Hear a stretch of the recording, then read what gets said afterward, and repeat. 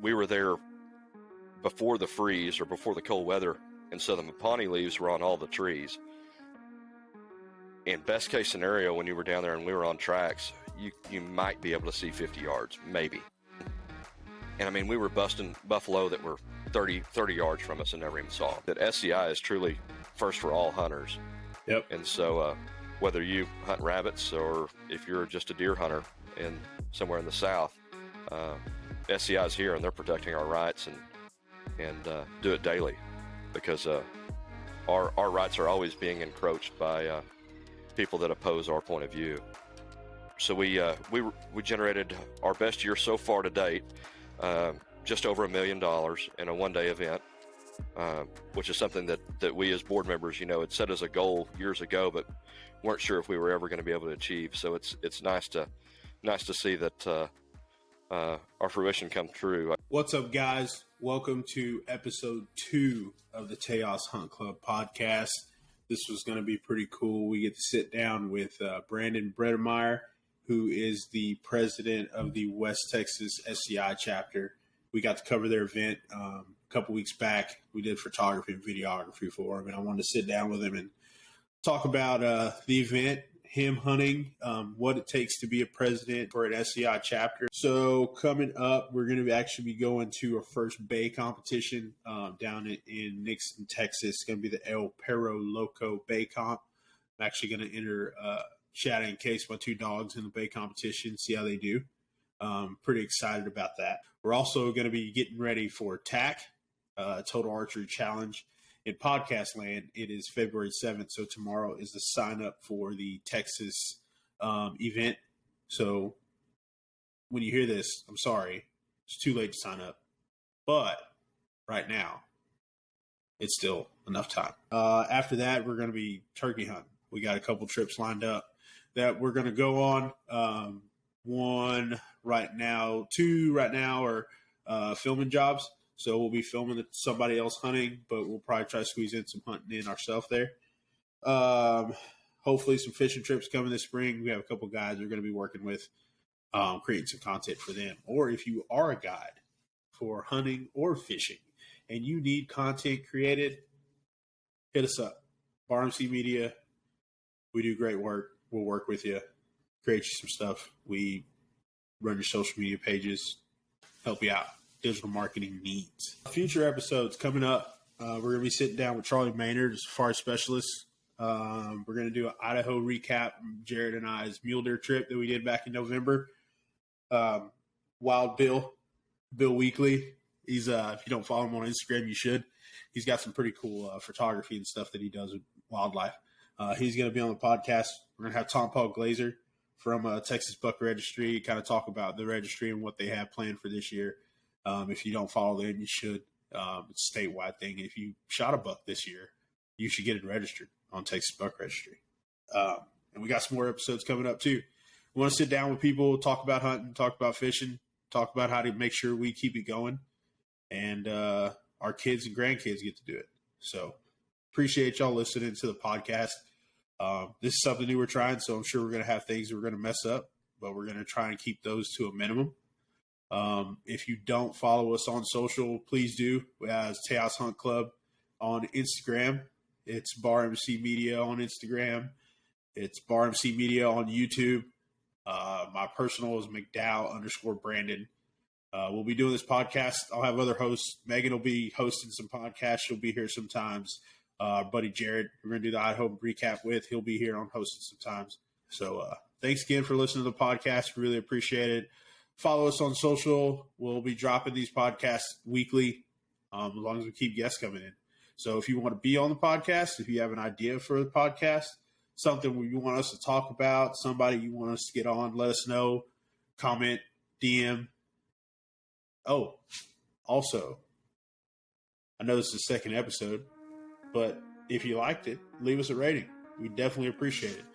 We're going to have all the podcasts on Spotify, Apple, and then we'll have the videos all posted on our YouTube channel as well. So, no more talking. Let's get into the podcast with Brandon. Thanks, guys.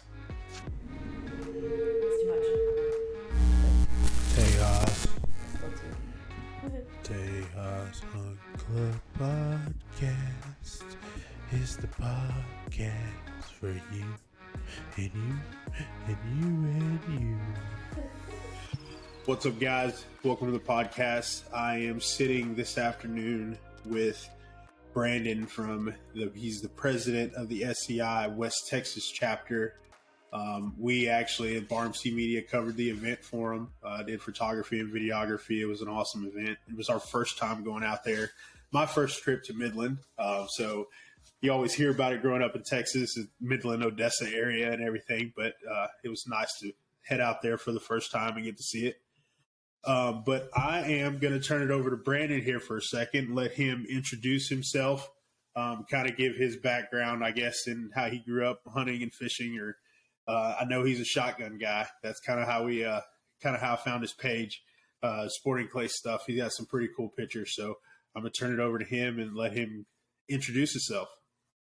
Brandon, thanks first of all I appreciate you having me on and inviting me to do a cast with you. My name is Brandon Bredemeyer. I grew up out here in Midland, Odessa, Texas, and currently serve as the president of the West Texas chapter, Safari Club International. Awesome, man. So how did you get involved with SCI in general, and then kind of how did you decide, or what was the point where you decided that you wanted to be more involved and become president of an actual chapter? So it probably started, I moved out here in 2005, and getting to be around other people that hunted a lot and things like that, I got invited to one of the local SCI banquet events, and so I went to that my first time, I think in 2009, I believe, and that really opened my eyes to some of the hunting opportunities that were out there. Prior to that, I thought hunting abroad and hunting overseas might be something that's unattainable, financially for me at the time. Yeah. But it really opened my eyes on how reasonable some of the hunts were, and how easy the access was. So I started going to those events since that point in time, and really just started asking questions about getting involved. And I joined in 2009 and have been a member ever since. So yeah, it's always it's different. I guess for me, like growing up in Texas, like you kind of hear about, you always know somebody's uncle or somebody's cousin or, something like that, or somebody in general that's like gone abroad and hunted different places, international, Africa, of course. And then you get into the Asia stuff, but you're correct in saying like you hear about it, but you don't really know how it goes down or how it happens. And for most part, what you hear is really, really expensive. And it's something that you're like maybe later in life that you can do. But like you said, getting involved and learning about those different opportunities is eye-opening for sure. absolutely. But yeah, so like at what point did you decide, I mean, did you just run for the chapter president, or did you hold other offices before that, or kind of how'd you get involved in being like in I guess not management, but running a chapter? I guess my progression with the chapter is, I got asked if I was interested in being on the board. I told them yes, and really that's how I got involved from the board standpoint. So really, my first task, I guess, or duty was to be in charge of table sales. So I did that for a couple of years, and then moved into the exhibitor chair role. Really just lining up exhibitors and donations and things like that. And we'd moved to a new venue the year before that happened, before I took that role. So I took the original design we had for that room and changed it a little bit. And I think it helped things from a flow and flow standpoint, and a better position for the exhibitors. But just a better use of the room, it seemed like, and we've kind of stuck with that initial plan since. So I did that for a couple of years, and then I guess, as you would say, I drew the short straw as being president. I hear you. We're a part of the Stewards of the Wild chapter here in Bryan College Station, Megan and I, and we joined too. It was like, okay, we're going to join. We want to help out. We want to do stuff in the community. We want to do stuff in the area, kind of build that chapter. and then it quickly evolves into being on the board or a part of the AC, which is like the advisory council, which I sit on and Megan sits on. She's actually a co-chair for our chapter. So it, like you said, it evolves very quickly when you do start becoming a part of these organizations and groups and things like that. Especially we're members of SEI as well, but we haven't gotten to the point where we're kind of stuck in the middle. We don't really have like a local chapter. We would have to, like, of course, go to Dallas or Houston or something like that. But my experience with SEI has been pretty cool. And then like y'all's event and doing that. So along with y'all's vendors that y'all had at the event, which was really cool. I mean, y'all had just kind of give like a summary of like what kind of vendors y'all have there. So I'll kind of start, just kind of preface it with kind of how our show is laid out. So, for our local chapter members, we have the first night is a Friday night. We'll have a exhibitor party where we just entertain the exhibitors and have them out, just a cocktail hour along with our chapter members. And it's just a meet and greet, and everybody gets to visit. Pretty casual event. That's after we set up the venue and everything during the day. And then that following morning, we'll actually open the venue to the general public. We started doing it a couple of years ago where we opened to the general public from 9 to 3. And so our idea was to try to not only gain exposure for our exhibitors, but really give exposure to the chapter and what we do and things of that nature. And it's the last 2 years, it's brought in roughly 1,000 people that had never been to our event and never heard of SCI before. So it is making an impact, and our goal is to gradually grow that. I think the chapter would both benefit along with our exhibitors just from having that interaction.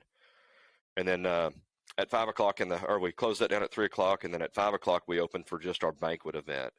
And so that starts with a happy hour for a couple of hours, and we'll move into food service. And then we'll start our auction later that evening and kind of wrap things up. But exhibitor-wise, we had roughly 56 exhibitors this year.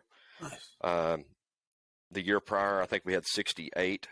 So we kind of sit in that window under 70 exhibitors. We can probably take up to 70, depending how many tables we sell for that year. So it's just kind of how we're laid out, and there's people from all over the world. Spain, Argentina, South Africa, Zimbabwe, Tanzania, Mozambique. Trying to think what else we might have had that was kind of unique. Some Texas outfitters, of course, and and things like that. I don't know. You were there as well. What stood out to you? Well, always I love seeing the hunting rigs with the dog boxes and everything. Y'all had a booth, one set up there, I believe in front of a Champion Ranch's booth, kind of near where the silent auction items were. But like those, and of course the taxidermy, and it's been shared on social a lot. I've seen it on Instagram and Facebook.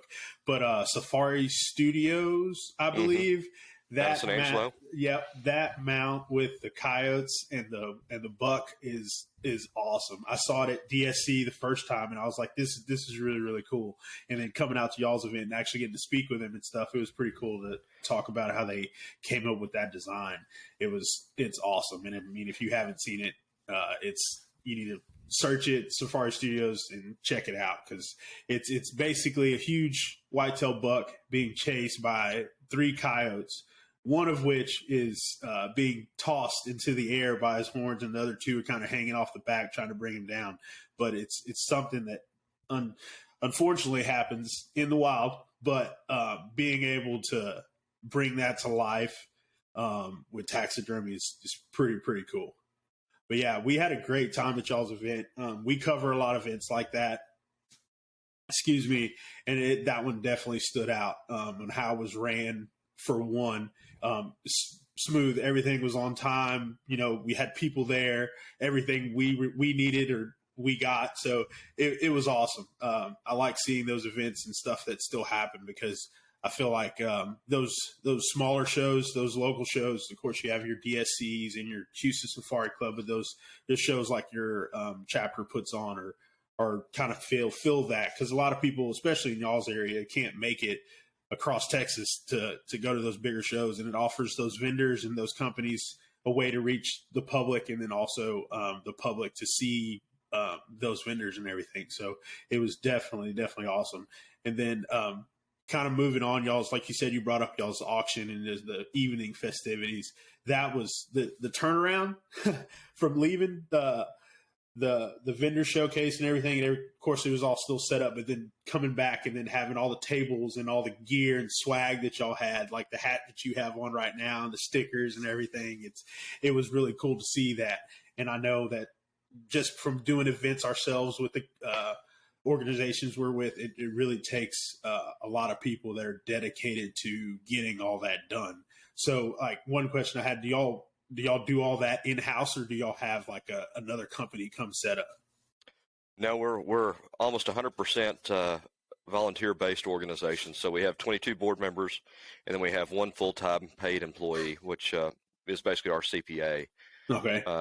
She also serves as our museum liaison, so she handles all the scheduling of events with our museum and things like that. But outside of our board members, we have about 18 really good volunteers that really come in clutch and trying to get everything scheduled and set up.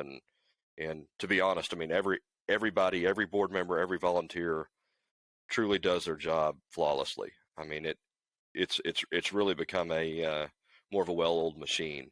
Yep. We have the right people in place and things like that. Yeah, because it really does take that, because being able to plan events and make sure that, because you're always going to have something come up in an event. You can plan as much as you want to, but little things happen. So, and being able to adapt and change and make sure things still move smoothly is a skill, and it takes those people that are good at it to be in those positions. But yeah, it was, like I said, it was awesome to see that turnaround, and then coming up with the food was awesome. I'm not sure who the caterer was, but it was great. Ranchland Hills. Yep, it was real good. And then moving into kind of the auction, we all had some awesome things to bid on. Different hunting trips, memorabilia, like the trip out to for the bighorn sheep photography thing. Like, that one was awesome. And then with the European mount, yeah, it was real cool to see. That's a pretty unique donation, and we appreciate Elephant Mountain always coming through with that, and they're a group with the Texas Parks and Wildlife Service that we support every year. So yeah, that's awesome. And then so kind of talk about how y'all's auction lays out. I saw that y'all had like a big spender award and different things. Do y'all mostly have like members that are going out and getting these people to come to the auction? Not necessarily. I mean, next year, this was our 29th year, I believe. So next year will be our 30th, and a lot of the people have just come over the years and continue to support us. So as the organization, or as the event has grown, people look forward to it every year, and it becomes less and less on beating on doors, so to speak, to get people to come out and things like that. We always try to bring something new to the table, and the Big Spender Award this year was something that was one of our other board members brought to the table and said, "Hey, I think this might work, and let's try it out and see how it does." And it truly did. I mean, it worked very well for us. So. Yeah, so y'all had almost, I think, 20-something different lots that were bid on from various people, like you said. But kind of talk about how much money was raised, and then kind of go into maybe some of the projects and things that y'all are using those funds for. Okay, so this was our best year to date. For the last several years, we've been the #1 revenue generating chapter for Safari Club International. I will say that we're rather unique, though, in that because we are a foundation chapter rather than a 501c4 Safari Club International chapter. So our funds are our donations are completely tax deductible because of that. So we generated our best year so far to date, just over $1 million in a one-day event. which is something that we as board members, had set as a goal years ago, but weren't sure if we were ever going to be able to achieve. So it's nice to see that our fruition come true, I guess, so to speak. Definitely. And anyway, some of the projects we funded. So we were lucky enough that we were able to have events in 2020 and in 2021. 2020 primarily because we were before the COVID stuff happened. So we were one of the few SCI chapters that had an event. Oh, yeah, that's right. Yeah, it was fall the same time it did this year. It was right before everything kind of went south. Right. Yeah, we typically follow Dallas. That way, ease of use for those exhibitors. They hit Dallas, hit us, and then hit Houston. So we're all kind of the Texas show circuit, so to speak.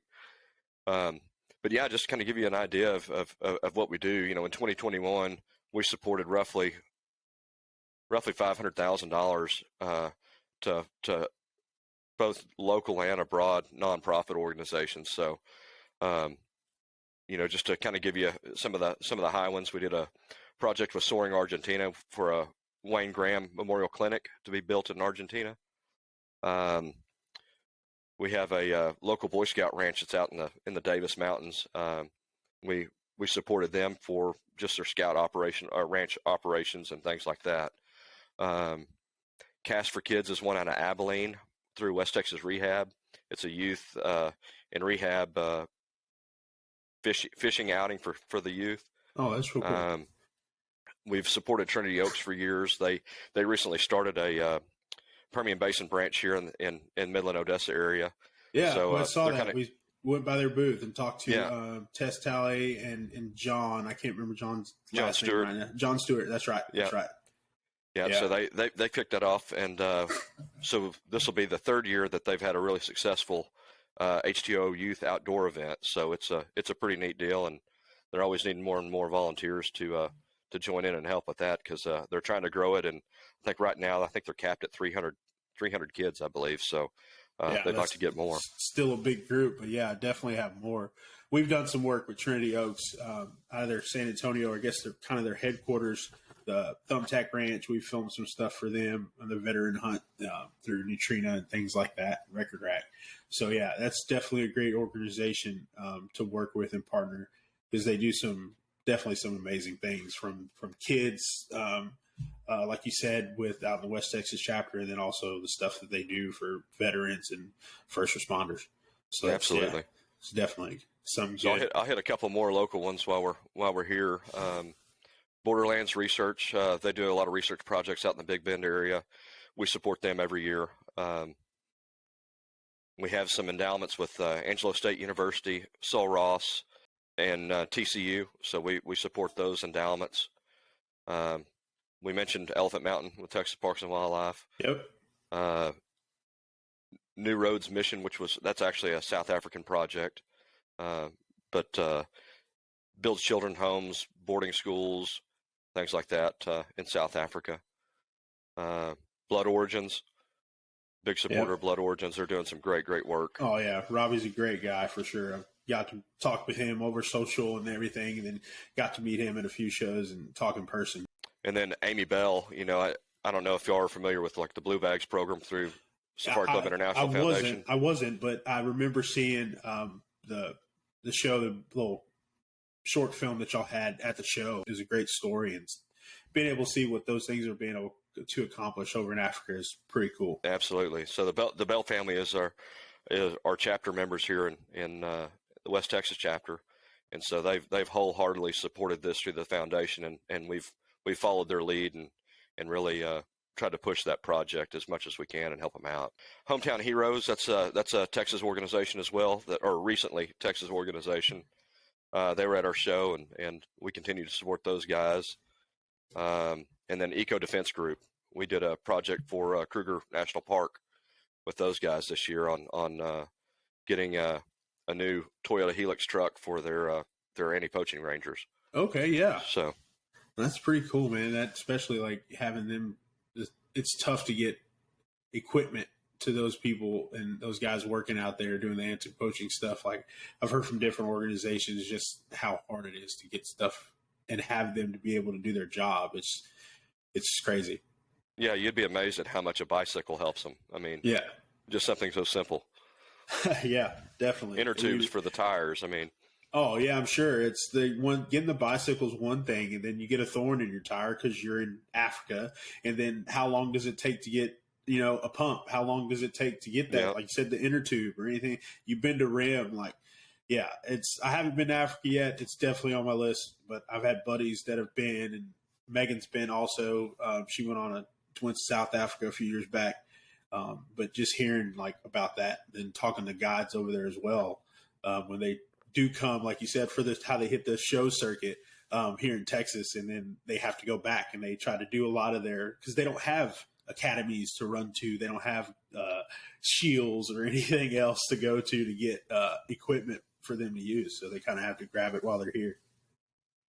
absolutely. Yeah. Well, it's cool, man. Like I said, I love the event. It was a great time. Loved covering it. Glad we were able to, produce some content for y'all, and we'll have some videos from it coming out soon. We got a bunch of photos, awesome photos. Yeah, great photos. Y'all did a great job. I appreciate it. Definitely thank you for the opportunity to be able to do that for y'all. But now I kind of want to I know we didn't really get to talk that much at the event because we were both running around trying to do what we do, but I wanted to talk to you about kind of like your hunting background. How'd you grow up hunting? How'd you get into it? And then kind of some of the hunts you've been on, like you mentioned, how you found those opportunities to be able to go on the international stuff. So, I guess I was blessed more or less to grow up with a family that hunted and enjoyed the outdoors. Both sides of my family. My dad's side of the family, they grew up farming, and then my mother's side of the family grew up ranching. So, in the sheep and goat business. So we always had the availability and access to land. And so I think that, growing up here in Texas, that's one of the downfalls of the way Texas is set up is there's, in the grand scheme, there's a lot of private land, but there's very little public land from a percentage perspective. So, like I said, I was lucky enough to grow up in that environment. And so ever since I was a little kid, my dad was always taking me out hunting with him and things like that. And it's something that I truly cherish. I mean, exposing me to that at a young age. So kind of started hunting myself, I guess, under supervision, of course, at 5. Yeah. And once I kind of started getting older and started shooting shotguns and stuff more, I kind of progressed more into liking the bird hunting aspect a lot more than just the deer hunting. It just seemed like a lot more excitement, and it was a lot more activity, I guess. Yeah, definitely. You don't have to be as quiet. Yeah. So from age about 10, 12 on up, I've really kind of stuck with the shotgun stuff is my true passion. But I did shoot 4-H in both shotgun and rifle, but primarily did rifle through the 4-H program. Yeah. And that's kind of like I said earlier about like kind of how I found your page and saw it because same thing here. I grew up shooting through 4-H sporting clays and skeet and trap and all that kind of stuff. And like you said, it's shotgun shooting, hunting with shotguns, bird hunting is a lot more excitement. You get to be around your friends. You get to have conversations and talk about it. Talk about last year's hunt and how many birds you missed and how many birds your best friend missed and all that kind of stuff. So that was definitely kind of where we were very, very similar in that fact. Yeah, absolutely. And in your generation, y'all had a lot more access to it. There was a lot more opportunity after 4-H in the shooting sports because it's really taken off in the last several years with all these state universities picking up programs and clubs like that and things like that. I mean, a good friend of mine is the coach at Angelo State, and he and I shot together in school. Just in leisurely, after school and things like that. And he said, "Man, I wish they'd have had stuff like this, when we were in college." Yeah, and because when I was coming out of high school, I graduated, and I think the next year they started having the San Antonio rodeo shoot, and then the Houston. And now I'm a part of the committee that puts on the Houston shoot. We didn't have that. Like you said, some of the money that they're giving away at these things, it's like, man, I wish I'd have been there. No, it's great. That's scholarship money for those kids. It's well needed too. I Yep. mean, uh, I truly wish that was available. When I was at that age. I mean, Yeah. that's something really special and really good. Yeah, but the universities, I was fortunate enough I got to shoot Sam Houston State when I was there and go to nationals and stuff. But it was a lot of fun. I mean, even they have bass fishing teams now too. Right after I graduated from Sam, they had the Sam had won that national bass fishing tournament. Kids that love that stuff, there's opportunity for them. Yeah, I think Angelo State's got one now. Tech has one now. I Yeah. mean, it's really picking up, and I think that's great that their universities are encouraging that outdoor lifestyle and shooting sports and things like that. Definitely. So, what got you, or how you said you hunted whitetails, but you were mostly into bird hunting? So what was your first international trip, or I guess bigger game trip that you went on?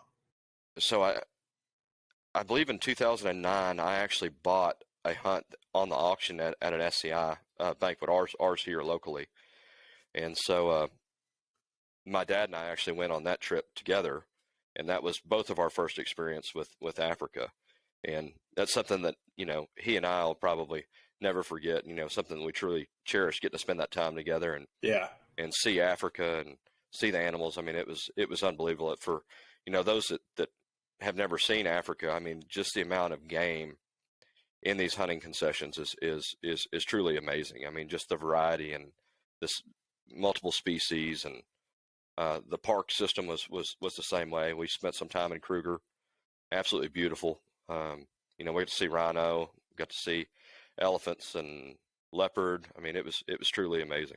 Yeah, that's kind of the same thing. Like I've heard too, man. Like you can go to zoos and stuff, and you can see those animals, but when you're in Africa and you can see them and there's open space, it's different.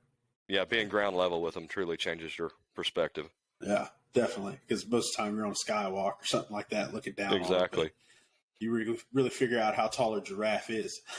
Yeah. Yeah. That's pretty and cool. You're really not at the top of the food chain when you're on the ground either. Yeah, that's the other thing too. So, like on that hunt, like what did y'all hunt for? So we were after 10 different species. I think both of us ended up with 8 during that hunt. All plains game animals, so nothing crazy. Kind of our first toe dip in the water, so to speak. And but from that point on, I mean, I was hooked. I mean, on the plane ride back, I'm sitting there thinking about when I'm going to be able to go back, plan my next trip. That's what everybody says. When you're leaving, you're already planning your next one. Absolutely. Yeah. So is that how many times have you only been to Africa once, or how many times? No, I've been twice. So our second trip was to Zim. That was on a buffalo hunt, and it was really from Kruger where we hunted was not terribly far away. But just the amount of buffalo in that concession is unbelievable. The elephants in that concession were crazy too. I mean, walking through it, we spent some time when we first got to Zim in Victoria Falls, and what was terrible about that park there is that it's completely leveled. There's not a tree out in that entire park that's over about 5 feet tall, because the elephants, the amount of elephants that are in that park is far more than what its carrying capacity is. Gotcha. And I'm talking just landscape is just devastated. So we did a Zambezi River boost cruise, and I bet we saw over 1,000 elephants easily. And hippos. I mean, it was truly a neat experience just to see them all. That was my wife's first trip to Africa. Or well, I take that back. She'd been when she was much younger, but that was her first safari that she had been on, hunting safari. Yeah. And she really enjoyed it. That's pretty cool. Yeah. Like I said, I can't wait to go to Africa. There's 2 animals that I really want to hunt, and there's I can hunt these 2 animals and be done.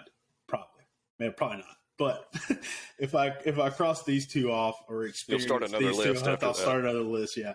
But one of them is Cape Buffalo. And Absolutely. I want to shoot it with a bow. And the other is grizzly bear, and I want to also do that one with a bow.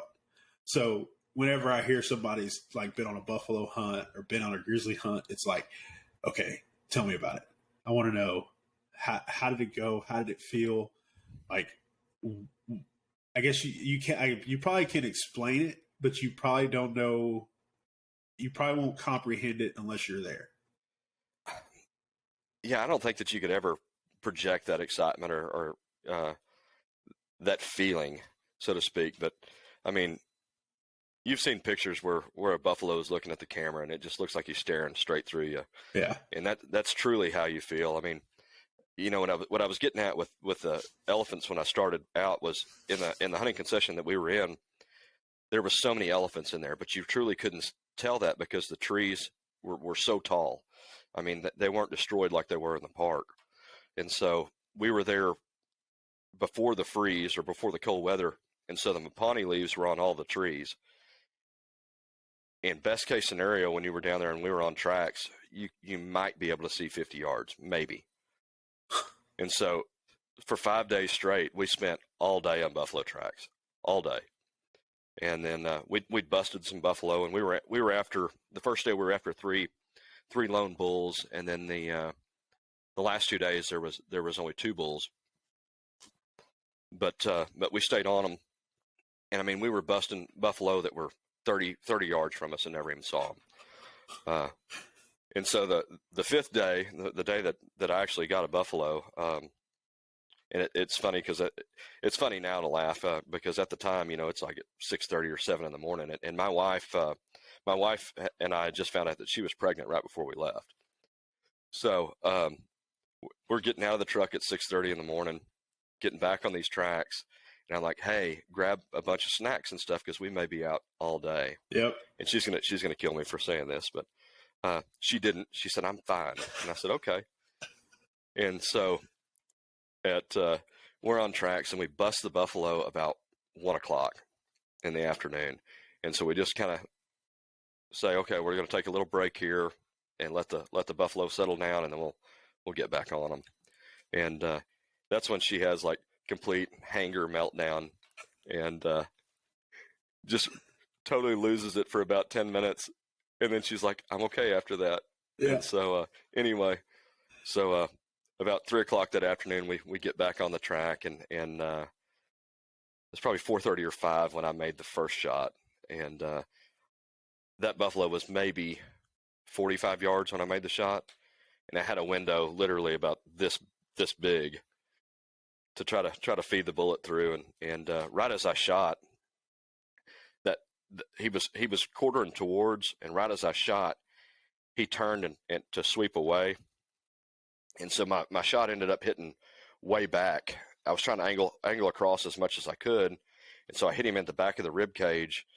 But instead of that bullet exiting the opposite shoulder like I'd hoped, it actually went straight down the same side and exited in front of the shoulder on the side that it entered. So it did destroy the shoulder, which was a good thing, but it made for a long and interesting tracking experience. But And thankfully, what were you shooting with? 375. Yeah.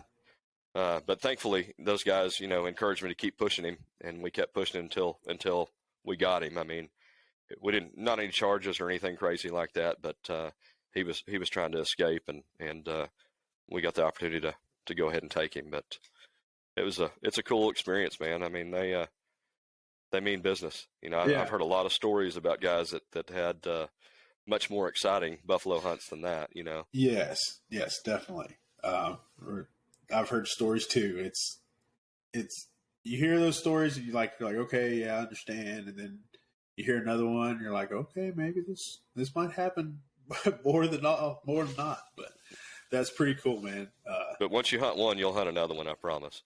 Oh yeah, it's like everything else, and people always ask me like, man, why would you want to pick something like that? Like, why is that your top hunt? I guess one thing, like you said, it's like going through that brush and being there with them. Like I grew up hog hunting, like we ran dogs, we did all that kind of stuff. So that up close and personal and tracking is something I really enjoy doing. So that's pretty cool. Something about sheep hunting and buffalo hunting are the two that just really drive you, and you just want to do them all the time. That sheep thing is, I've been seeing some sheep videos and never really got into it, but like now I'm like looking at the country, and of course I'm definitely going to have to go on intense workouts to be able to do that, because that is gnarly country. You got to have to hunt sheep in. But yeah, that's becoming more interesting as well. I know you hunted at El Chaparral, and I believe you were mule deer hunting there, but they have sheep and stuff there. So what sheep hunts, I guess, have you been on, or you been on yourself, or with other people, or things like that? With other people on the big sheep, for those that are listening, the best value in sheep hunting, without a doubt, is aoudad sheep in West Texas. I mean, you can do that somewhere between $4,000 and $7,000, and it is a full blown sheep hunt. Yep. And that it's on the list. For years that has been one of my favorite animals to chase. It is a very wary animal, and they always can see you way before you can see them. Yeah. I've had the opportunity to hunt those a couple times. Not in I guess we were in north of Del Rio, between Del Rio and Rock Springs, on a ranch that my fiance's parents leased. But her little sister, I think she was 16. We had just pulled in because we were going hunting for Thanksgiving. She pulls into camp. She's like, I shot an aoudad. I shot an aoudad. I shot an aoudad. So like, we're all right. We'll come help her. She's like, we need help tracking it or what? She's like, oh, no, it's down. Like, we know it. It's down. So we're like, all right, cool. Let's ride out there. We rode out there and we pulled up on this aoudad. This is low fence place. And I get out of the buggy and I look at this aoudad, and I look at Rachel, which is Megan's little sister. And I was like, you realize what you just did? And like, we've shared it on our Instagram and stuff, but she shot it, we taped it out and we got it back in. It's a 32.5-inch aoudad. And she just was at the right place at the right time. And he showed up, and she quite didn't understand what she'd done, And then we're getting back to camp. We have service, and I'm like showing her pictures on Instagram with guys. And I'm like, look, see this aoudad? Yours is bigger. Okay, look, see this aoudad? Yours is bigger. And then I think then it started clicking for her. But yeah, it's real cool to see those animals, and like their hide, their horns. They're pretty cool. Yeah, absolutely. They're impressive. I haven't been lucky enough to tag along on a bighorn hunt. A good buddy of mine that we were at the Shap with was hunting sheep when we were there. But he's the kind of guy that always has all the luck. So, he shot his mule deer the first morning, and I think that evening, I believe it was that evening or the next evening, he had a sheep. So yeah, I was still chasing the mule deer, so I didn't get to tag along like I'd hoped. But no, I mean that ranch is truly amazing. I mean it's a spectacle. The outfit that they run there is first class. Oh yeah. There's probably not a better operation. I know from my hunting experience. There's very few lodges that are that well run, that have that class of food, that class of service. In any of my experience, anyway. Yeah. Yeah, they're truly all around first class outfit. From the sheep and then the muleys too, like you said, you are chasing those. I had a small opportunity in Idaho. We went this past year to chase mule deer, and just going through the studying and research to the area we were hunting and learning about them. Like I definitely choose them. Don't get me wrong, I like elk. I haven't been elk hunting yet, but I like the idea of it. But muleys I think it's got something to do with like South Texas and deer and stuff like that. But the muleys got me definitely over elk. Yeah, deer is always, is one that's passionate for most all hunters, and that's what really drives them. I mean, and that's, not to loop this back to the SCI story, but something we probably should have mentioned before was, that SCI is truly first for all hunters. Yep. And so whether you hunt rabbits or if you're just a deer hunter and somewhere in the South, SCI is here, and they're protecting our rights and do it daily, because our rights are always being encroached by people that oppose our point of view. Oh yeah. That's like some people haven't listened to, that's kind of the reason why we started this brand, Tejas Hunt Club, and started the podcast and doing the content and stuff that we're doing. Of course, like we create content for other people and stuff, but it's just another way to kind of showcase that it's easy for people, everyday people. You don't have to be a hunter that goes to Idaho or Colorado or every year. If you just hunt one whitetail a year and that's all you do, you still have a voice, and you still have to use that voice to make sure you can still hunt that one deer a year, Yeah. from that guy or to the guy that's going to Alaska and chasing the sheep slam, or going to Tajikistan to hunt Marco Polos and stuff. Like, it's all on the same playing field. And it's going to take all of us. I mean, everybody says it, every podcast, it's going to take all of us being together, but it's the truth, because every day there's organizations that are trying to stop it for no good reason. Because they just can't stand to not have control over what other people are doing. Mm-hmm. But like you said, yeah. So SCI's, like you said, does great things, and every person can do great things just by joining a chapter. If you join organizations, if you donate, just make sure you use your voice, for sure. Absolutely. Yeah. But those, like I said, those deer are just next level, because it's fun chasing them. It was oddly enough, that was my first experience in truly chasing mule deer. We have mule deer out here as well, but I never had the opportunity here. And when I did, it was usually shooting does on MLDs, and things like that. But I've seen some big ones out here, but never was the one behind the gun. So yeah, that was a great experience for me. Well, that's awesome, man. How'd your story go with the mule deer that you got? So we were hunting early season, so it makes it pretty challenging. It's so hot still that the deer are really only moving about 15 minutes in the morning and maybe 20 or 30 minutes in the evening, and that's about it. And so we were actually set up in a feeding area where they were putting feed out and things like that, in hopes that they would travel in and come get a bite before it got dark or whatever. But we're also hunting during a full moon too, which is always a challenge. You know how that goes. Yep. But thankfully, I mean, due to how well that ranch is run and everything, and those guys were constantly pulling camera cards and trying to get everybody in camp what they were looking for. I mean, those guys got everybody covered. There were 6 of us in camp, and by the sixth day, everybody had taken their animals. So. Yeah, that's awesome. I see y'all posted a pretty epic picture with everybody kind of in the courtyard with their mule deer and stuff. It was pretty cool. Yeah, really cool place. Yeah. Well, it was great having you on, man. I really appreciate coming in and talking. I don't want to hold you up too long. I know we've been talking for 43 minutes here, which is pretty cool. I like it. Yeah. But yeah, like I said, I appreciate you having on. Kind of. If you want to talk about where to follow the pages, how to get involved, if they're in the Midland, Odessa area, or anything like that.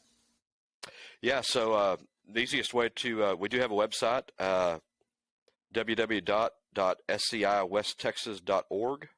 You can Google that and pull up our website. We update that a couple times a year, so it'll have dates and information there. You can contact us through that. Our Facebook page and our Instagram page are monitored daily, so you can log on Facebook. Just search SCI West Texas. On Instagram, it's at SCI_West_Texas. But follow those if you'd like to get informed. There's also a link on Instagram where you can click on and join. Just make sure you select West Texas chapter. And other than that, that's about it. Cool. If y'all are interested in getting involved, let us know. Yeah, we'll definitely put that in the show notes and stuff to have y'all's website and everything linked on there, Instagram stuff.